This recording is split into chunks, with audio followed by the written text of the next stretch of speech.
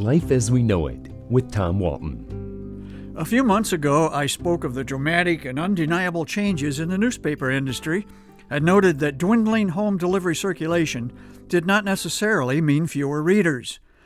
Newspapers, including The Blade, adapted, and their websites are visited by millions of Americans every day. But while the mission of newspapers remains the same, there's another aspect of the evolution of a free press that is personally troubling to me and should be to you as well. I'm talking here about the newspaper itself, the building it is housed in, the physical plant. It's not a noisy place anymore, and it's not really a public place anymore either. If you remember movies like Front Page and All the President's Men, and more recently Spotlight, you got a glimpse of what newspaper offices once looked and sounded like. Reporters banging away at their typewriters, the police radio blaring an alert to editors about an accident, a fire, a shooting, a robbery, a city editor demanding copy as deadline approached. It was the most exciting time of my half-century in newspaper journalism. Despite the blue haze created by all the cigarette smokers who surrounded me, there was no other place I wanted to be. Like most print journalists, I thrived on the controlled madness of the newsroom and the relentless pressure of deadlines.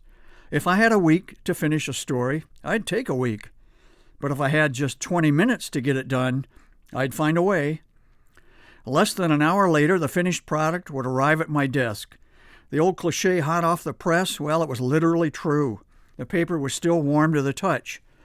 After writing feverishly and then seeing the fruit of our labor so quickly, well, that was the nearly instant gratification I craved. I would not have been as happy at a weekly publication or a magazine.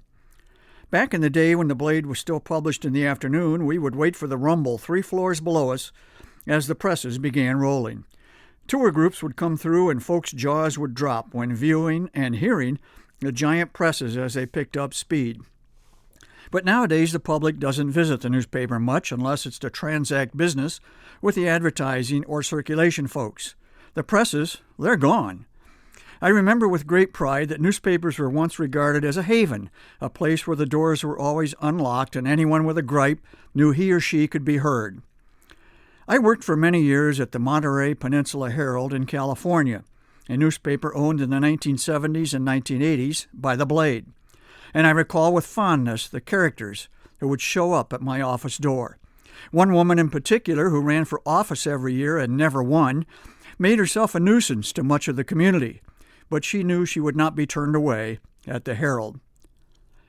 I recall another individual who insisted the FBI was out to get him, and the only thing that prevented it was the invisible protective bubble he claimed surrounded him.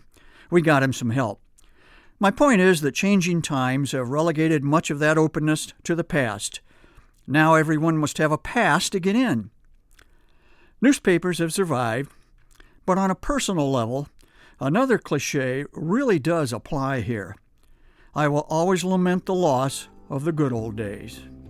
Life as We Know It is written and hosted by Tom Walton and is a production of WGTE Public Media. Life as We Know It with Tom Walton can be heard on WGTE FM 91 every Monday afternoon during All Things Considered at 5:44 p.m. Or hear past episodes at WGTE.org/life.